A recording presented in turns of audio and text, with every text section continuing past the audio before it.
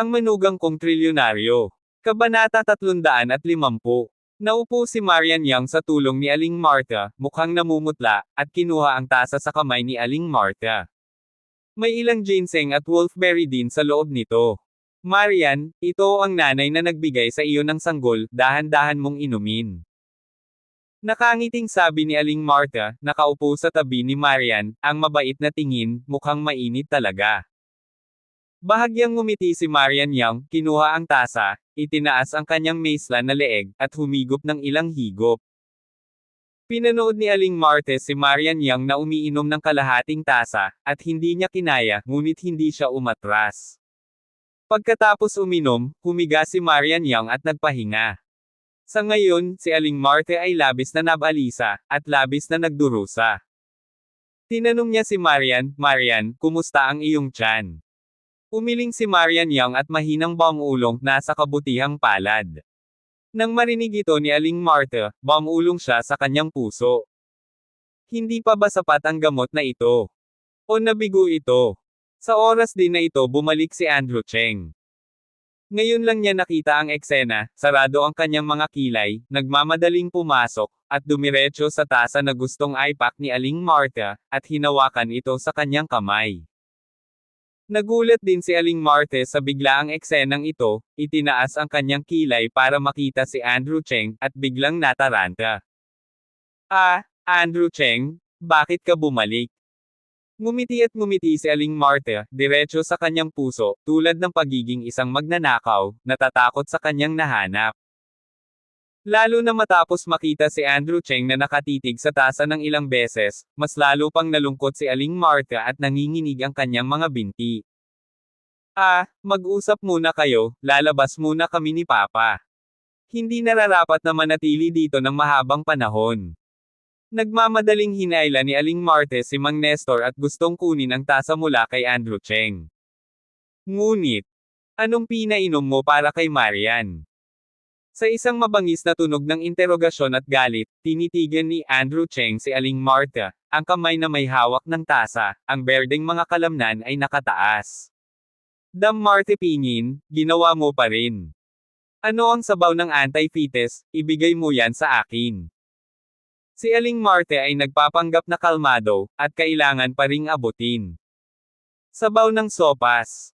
Nagalit si Andrew Cheng at siya ay pinagalitan, Marte Pinin, sa tingin mo ba tanga ako, bilang ako si Andrew Cheng? Sa tingin mo ba hindi ko alam ang ginawa mo? Boom! Galit na binasag ni Andrew Cheng ang tasa sa lupa, ang sabaw ay tumilamsik, na ikinasindak ni Aling Marta. Andrew Cheng, ano nababaliw ka na ba? Oo galit ka, hinahanapan mo lang ako ng butas para magalit ka. Ngunit ako ang biyenan mo. Nag-aalala rin si Marte Pinin, na nakatitig kay Andrew Cheng ng may malawak na kilay. Na-snap. Sa isang malutong na sampal, direktang iginuhit ni Andrew Cheng ang mukha ni Aling Marta at galit na sinabi, Marte Pinin. Alam mo ba kung ano ang kahihinatnan ng bagay na ginawa mo lang? Iyuko mo ba ang iyong ulo at aaminin ang iyong pagkakamali kung gusto kitang tusukin? Tinakpan ni Marte Pinin ang kanyang mukha, galit at takot. Muling binugbog ni Andrew Cheng ang kanyang sarili. Damn it! Bakit? Siya ang kanyang biyenan. At saka, sa harap ni na Nestor at Marian. Napalingon sina Nestor Yang at Marian Yang, natigilan din ito, lalo na sa hindi maipaliwanag na galit ni Andrew Cheng na ikinagalit ni Mang Nestor. Andrew Cheng. Anong ginagawa mo? Siya ang biyenan mo. Ano ang hindi mo masasabi, anong ginagawa mo? Saway ni Mang Nestor. Nestor Yang. Matagal na kitang binalaan na alagaan at bantayan mong mabuti ang kalokohan ng asawa mo. Kung maglakas loob kang gawin ang anumang bagay kay Marian Yang, pagsisisihan kita. Binaling ni Andrew Cheng ang kanyang mukha at pinandilatan si Mang Nestor. Asawa, anong nangyari sa'yo, bakit galit na galit ka? Nakita rin ni Marian Yang ang problema, at hindi magkakaroon ng ganoong kalaking apoy si Andrew Cheng nang walang dahilan. May mali ba sa sopas na ito? Gayunpaman, ito ay mula sa aking ina. Tinapin din ni Marte Pinin ang kanyang mukha at pasimpleng umupo sa lupa, umiiyak at gumulong-gulong sa Kashgar, sumisigaw, "Grabe, binubugbog ng manugang ko ang biyenan ko, at ayaw akong mabuhay." Nagkaproblema si Marte Pinin, 2 beses itong umiiyak at 3 beses na nakabitin. Dati, walang magawa talaga. Pero iba ngayon. Pinandilatan ni Andrew Cheng si Aling Marta na nakaupo sa lupa, at naglabas ng 3 maliliit na parang foam na plastic bag mula sa kanyang mga braso, at itinapon sa mukha ni Marte Pinyin. Marte Pinyin, ito ang sinusubukan mong ipainom para sa akin at kay Marian. Akala mo ba talaga bulag ako at walang alam sa mga kalokohan mo? Galit na sabi ni Andrew Cheng, nanginginig ang kanyang mga mata sa galit, ang bagay na ito ay inalis ko mula sa sandaling umalis ka sa Yunding Mountain Villa. Sa una, kung hindi nalaman ni Mr. Arlan Pei, na si Andrew Cheng ay plano nilang itago sa dilim. Click. Isang bolt mula sa asul. Tiningnan ni Marte Pinin ang 3 pakete ng gamot sa lupa, at nabigla siya. Tinaas niya ang kanyang kilay at hindi maipaliwanag na tumingin kay Andrew Cheng, inakusahan siya, "Ano bang kalokohan ang pinagsasabi mo? Wala akong ideya sa sinasabi mo. Paano ito posible? Nawala ang package." Nahihirapang huminga si Aling Marta, at biglang naramdaman na ang lahat ng kanyang maliliit na galaw sa napakatagal na panahon ay nakita ni Andrew Cheng sa ilalim ng kanyang mga mata. Ang kahihiyan, ang pagnanais na mag-crash hanggang sa dulo, ay naging dahilan upang hindi siya komportable. Si Nestor Young ay hindi isang tanga. Agad niyang kinuha ang bagay at nagtanong, "Ano ito? Ano ang nahulog sa bag?" Lason. Kinagat ni Andrew Cheng ang kanyang mga ngipin, at may lamig ng pagpatay sa kanyang mga mata. Lason. Lason. Sa isang iglap, ang temperatura sa buong ward ay bumagsak sa freezing point. Tinitigan ni Nestor Young ang kanyang asawa na may balbas, tinitigan si Aling Marta na may hindi mapaglabanan na galit. Na-snap. Boom! Marahas din si Nestor Young, ngunit tiniis lang niya ito sa bahay. Ngunit ngayon, nagalit siya, at nang umakyat siya, sinampal niya ang isang galit na pamaypay sa mukha ni Aling Marta, at pagkatapos ay sinipa ito ng sipa. Marte Pinyin. Bastard ka pa ba? You actually acted like this. She was your daughter, he was your son-in-law. You. Nanginginig si Nestor Young, napaupo sa sofa sa isang biglaang pagkaparalisa, hawak ang kanyang noo, na masakit sa ulo. Hindi makapaniwala si Marian Young na gagawin ito ng kanyang ina. Nang may luha sa kanyang mga mata, tumingin siya kay Aling Marta, na nanginginig na nakaupo sa lupa, at nagtanong, "Nay, anak mo ako, paano mo ito magagawa?" Alam ni Aling Marta na nalantad ang bagay na iyon, at agad na tumanggi na aminin ito, sumisigaw, "Utot ka. Hindi pa. Andrew Cheng, sinadya mo akong e-frame up. Hindi maamin, aminin mo, tapos ka na." Lahat ng pagtataksil. Sa ngayon, ayaw payagan ni Andrew Cheng na maglaro si Marte Pinyin, kaya hiniling niya sa mga tao na direktang pumasok. 2 bodyguard na naka-black suit ang agad na kinokontrol si Aling Marta. Pagkatapos, dinampot ni Andrew Cheng ang isang pakete ng gamot sa lupa at direktang kinurot ang baba ni Aling Marta, sinabing, "Dahil hindi ka umamin, pagkatapos ay kainin mo ito." Pagkatapos noon, nagbuhos si Andrew Cheng ng isang buong pakete ng gamot sa bibig ni Aling Marta. Labis na natakot si Aling Marta kaya nawala ang kanyang kaluluwa, nahihirapan ng husto, ngunit walang epekto. Kinuha ni Andrew Cheng ang tasa ng tubig para sa pagsasalaysay, nilagyan ng tubig ang bibig ni Aling Marta, at pagkatapos ay hinawakan ang kanyang bibig. Napalunok si Marte Pinyin. Poof! Lumuhad siya sa lupa, napaubo, at napahawak sa kanyang lalamunan. Ngunit hindi ko ito maisuka. Nagsisi siya at napaungol at lumuhad sa lupa habang hawak ang mga binti ni Andrew Cheng, humihingi ng awa. "Andrew Cheng, Andrew, mali, ako, mali talaga ako, wala bang panlunas? Ayaw kong mamatay, ayoko. Gusto ko pang mabuhay." Parehong tahimik na nanunood sina Mang Nestor at Marian sa eksenang ito, at hindi ito pinigilan. Inamin ni Marte Pinyin. Malamig na tiningnan ni Andrew Cheng si Aling Martha na lumuluhod sa kanyang harapan, malamig na sinabi, hindi, pumunta ka ngayon sa departamento ng gastroenterology para maging gastric lavage, baka mabubuhay ka pa.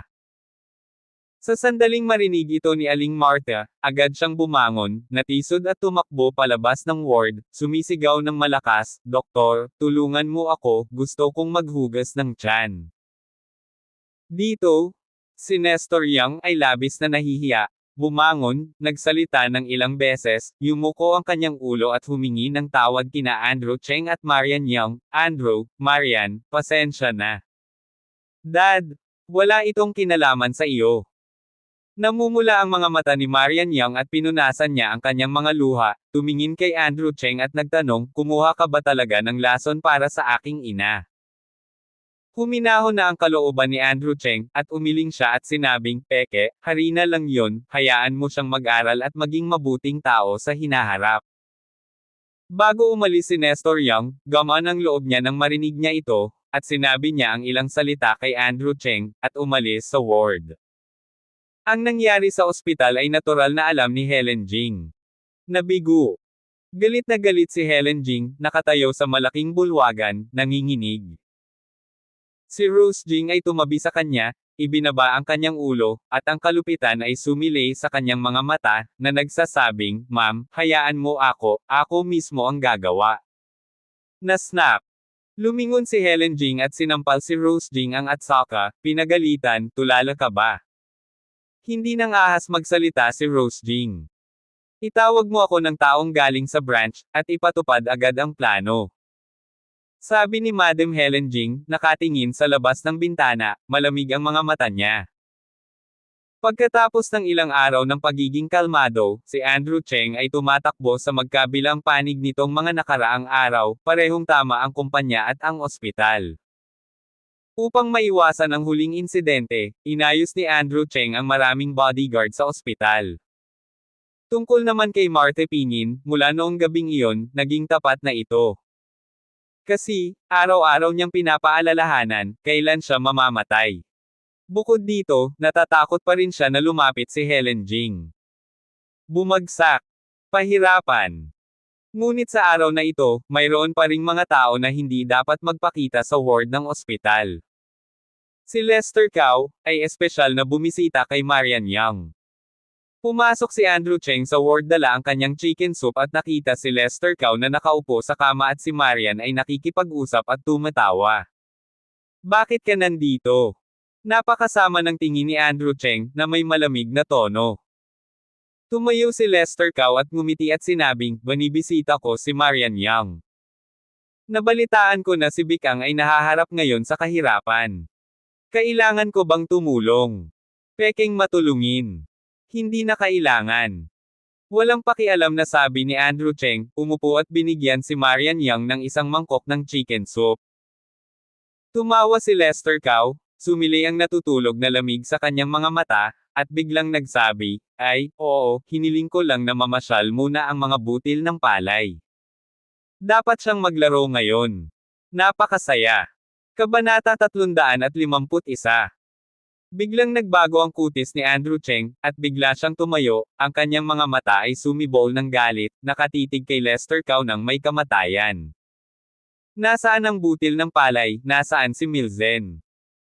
Bumulong si Andrew Cheng at nagtanong, parang hayop na nagpoprotekta sa guya, gumagawa ng nakakabinging dagendong, habang marahas na hinahawakan ang kwelyo ni Lester Cao. Sa sandaling ito, ang momentum ni Andrew Cheng ay naging isang espada, direktang tumago sa ilalim ng depensa ni Lester Cao. Ano bang problema nitong lalaking ito, napakalakas ng katawan niya? Nanginig ang puso ni Lester Cao, at lumunok siya ng laway, pagkatapos ay ngumiti, Andrew Cheng, ano ang ginagawa mo ng labis na nasa sabik?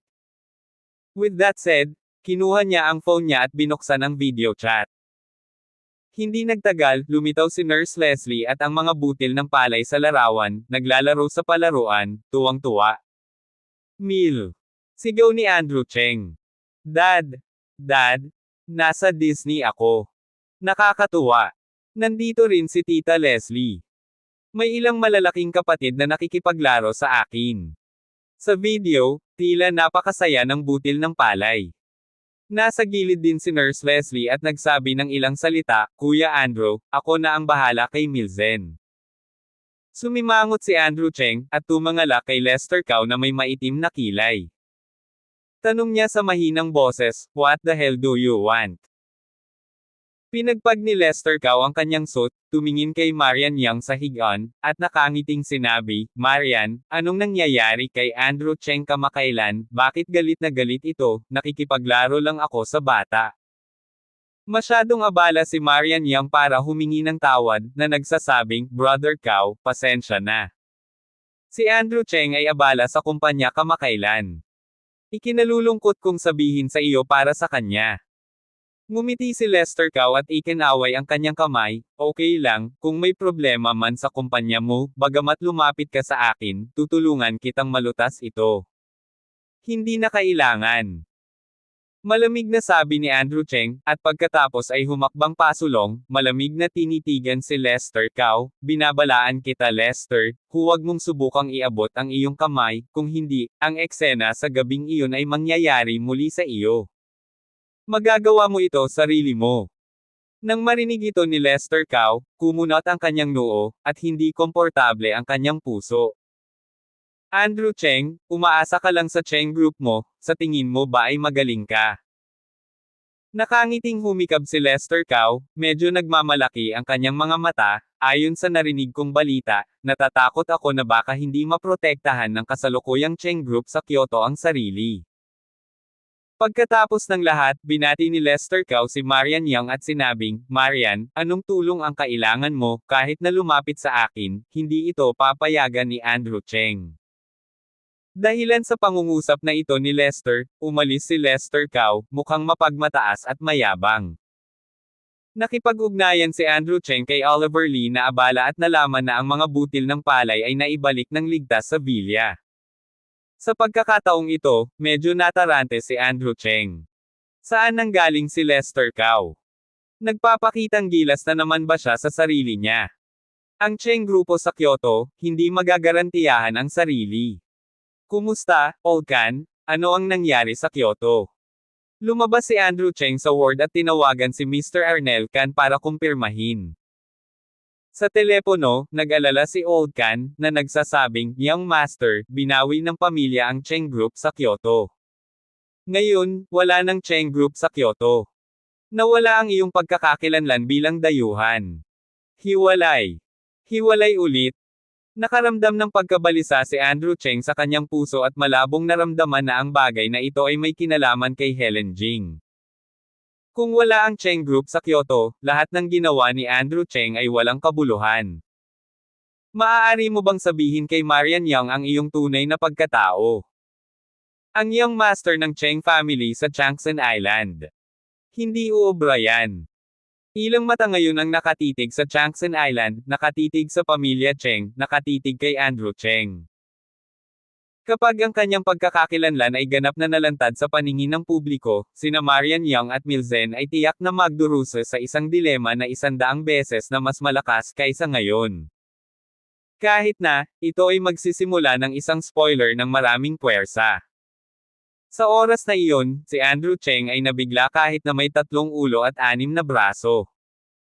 Ito ang konsiderasyon ni Andrew Cheng ngayon. Sa pag-iisip tungkol dito, agad na tinawagan ni Andrew Cheng si Barrett at may napakagalang na boses mula kay Barrett sa telepono, "Oh, dear Mr. Andrew Cheng, tinawagan mo na ako sa wakas, ano ang kailangan mo sa akin?" Tulong. Si Barrett ay ang isa sa mga nakatagong alas ni Andrew Cheng na magagamit niya sa matinding kagipitan. At angkop sa ganitong sitwasyon. Barrett, agad na mag-set up ng isang malakas na kumpanya ng pamumuhunan, at kailangang mapwesto kaagad ito sa Shangjiang, iyon ay, Foreign Investment Holding, ang may hawak na tao ay maaaring gumamit ng dati kong dayuhang pagkakakilanlan. Bahagyang sinabi ni Andrew Cheng na mayroon na siyang plano. Kung wala ang Cheng Group sa Kyoto, maaari siyang magtayo ng isang kumpanya ng mag-isa. Pagkatapos ng lahat, ang suliranin ng bikang ngayon ay kailangang lutesin ng mag-isa. Okay Mr. Cheng, aayusin ko na agad. Ibinaba ni Barrett ang telepono at agad na nag-operate. Sa isang iglap, tumawag siya sa telepono, at sa dayuhang Barrett Holding Company, agad siyang nag-operate. Dito, ibinaba ni Andrew Cheng ang telepono, bumalik sa ward, at nakita si Marian Yang na tulala na nakatingin sa balita sa TV, nakasimangot. Ayon sa pinakahuling ulat, ang Cheng Group sa Kyoto ay nag-anunsyo na ngayon ang bankruptcy repurchase dahil sa mga panloob na pagsasaayos. Tiningnan ni Andrew Cheng ang balita at bahagyang kumunat ang noo, ngunit hindi niya inaasahan na ganoon kabilis ang pagdating ng balita. Tiningnan ni Marian Yang ang nilalaman sa TV, nilingon niya si Andrew Cheng, at nagtanong, ang kanyang asawa, sa iyo ba ang Kyoto Cheng Group? Hindi nagtago si Andrew Cheng, umupo siya sa tabi ni Marian Yang at tumango, oo. Kung gayon ikaw ngayon. Nag-aalala si Marian Yang. Ang Cheng Group sa Kyoto ay nabangkarote. Hindi na ba si Andrew Cheng ang batang Cheng? Okay lang ako. This is all a family matter. Don't worry. Take care of yourself. Sabi ni Andrew Cheng, nagpipigil na hindi sinabi kay Marian Yang. Ang mananipis na kilay ni Marian Yang ay iniunat ang malaking kamay ni Andrew Cheng at ngumiti ng marahan, asawa niya, okay lang, nasa iyo pa rin ako, kahit na bangkarota ang pamilya mo, naniniwala akong mabubuhay ito, malaking bagay, bubuhayin kita, kaya lang. Sinulyapan ni Andrew Cheng si Marian, at hinawakan ang kanyang puting yingying sa noo na may mapang-akit ng ngiti, okay, babangon mo ako mamaya. Ngumiti si Marian Yang, at pagkatapos ay seryosong nagtanong, Andrew Cheng, makakaapekto ba talaga sa iyo ang pagkabangkarote ng Kyoto Cheng Group? Umiling si Andrew Cheng, tumingin sa TV, namilipit ang kanyang kilay, at sinabing, hindi. Talagang hindi. Hindi masyadong malinaw si Andrew Cheng, kung talagang nakipagsanib puwersa si Helen Jing sa pamilya, ano ang layunin nito? Ang Cheng Group sa Kyoto ay isang puppy na kumpanya para sa kanyang ama. Ngayon, idineklara ni Helen Jing at ng pamilya na bangkarota ang puppy na kumpanyang ito. Pumayag ba talaga ang kanyang ama? Siyempre, ang balitang ito ay nagdulot din ng bagyo sa Xiangyang. Naaalala ko pa kung gaano kahanga-hanga ang Cheng Group sa Kyoto noong panahong iyon, at ang puhunan ay bilyon-bilyong dolyar. Ngayon, talagang bangkarote na. Iniuugnay ito ng maraming tao kay Bikang, sa paniniwalang ito ay dahil kay Bikang, at sinasabi pa na si Marian Yang, ang chairman ng Bikang, ay isang walis bituin. Kinabukasan, isang mabigat na balita ang nagdulot ng bagyo sa lungsod ng Xiangyang. Ang nangungunang mayamang pangalawang henerasyon ng isang returnee ay nagtatag ng isang angel investment company sa Xiangyang, na pinangalanang Rice Angel Investment Group, na nakakuha ng atensyon ng mga tao sa buong lungsod. Bukod dito, ipinahayag din na ang nangungunang mayaman at kabataan na ito, na nagkakahalaga ng daan-daang bilyon dolyar, ay pawang mga personal na pag-aari. Nang lumabas ang balitang ito, agad itong gumawa ng sensasyon sa lungsod. Sa daan-daang bilyong personal na asset, ito lang ang nangungunang presensya sa mayamang listahan. Mayroong ilang daang bilyong antas na grupo sa China, ngunit iyon din ang pag-aari ng grupo, hindi mga personal na pag-aari. Sa makatuwid, ang balitang ito ay nakabasag ng direkta sa buong lungsod. Para sa isang oras, hindi mabilang na mga mata ang nakatitig sa Rice Angel Investment Group ng desperadong, na gustong hamukay sa mga nangungunang mayaman at kabataan sa likod.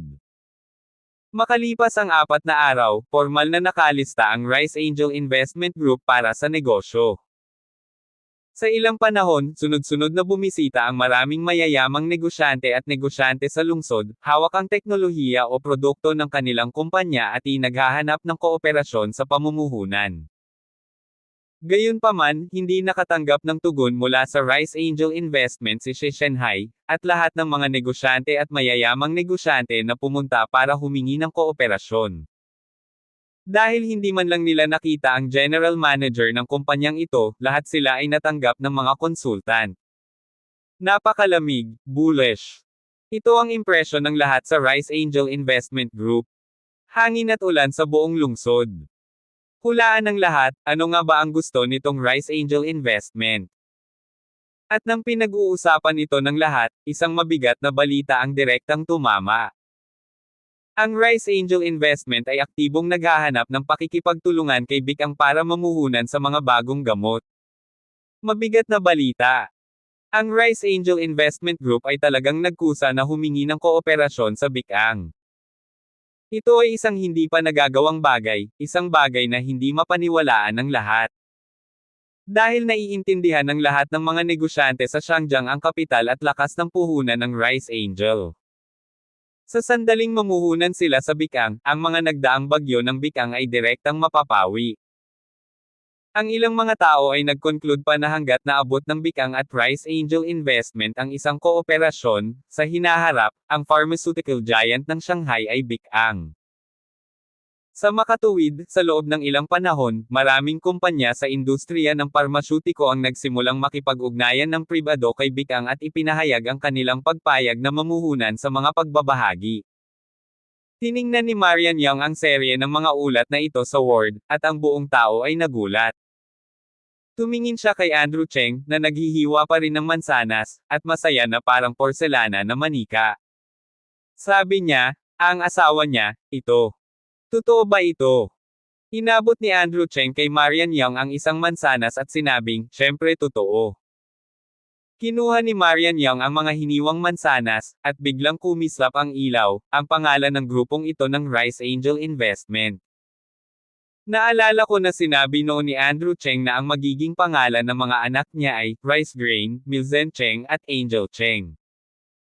Andrew Cheng, sabi mo sa akin, may kinalaman ba sa iyo ang Rise Angel Investment Group na ito? Bakit ang pangalang ito ay parang kombinasyon ng mga pangalang ibinigay mo sa ating mga anak?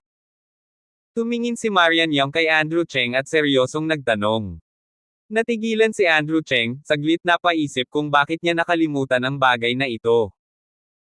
Abangan ang mga susunod pang kabanata ng Ang Manugang Kong Trilyonaryo.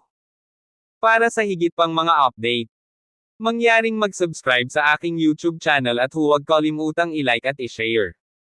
Salamat sa inyong walang sawang suporta.